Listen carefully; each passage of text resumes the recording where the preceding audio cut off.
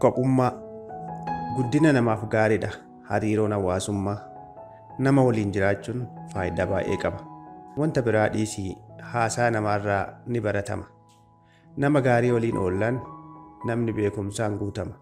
Hariiroo qabaachuun qofti hin qabu gaarummaa fi gadhummaa jireenya hawaasummaa fayyadama keenyatu murteessa. Namni baay'een hariiroo hamii qofaaf fayyadama. Hawaasummaa wal ijaaree qoqqoodee wal dhiiba. Tajaajilli isaa kana taanaan faayidaan qabu hawaasummaan. Namooma namaa diiga. Bineensa gamtaan deemutti jijjiirama. Akka balaaleffatamuu miti. Kophummaanis faayidaa qaba. Gadi taa'ee of laalee akka namummaa ofii beeku gargaara. Nama gamtaan deemu caalaa nama kophaa deemutu yaada. Gaarii fi gadhee yaadutu nama godha dhala namaa. Akka hoomaa bineensaa gamtaan yaa'uu taanaan hawaasummaan nama ta'anii kophaa deemutu harka 100 caala. Namummaan jabeessu taanaan maal fayyada hawaasummaan?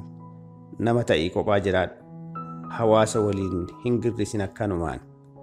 Jaalannus jibbinus namummatu hawaasummaa caala.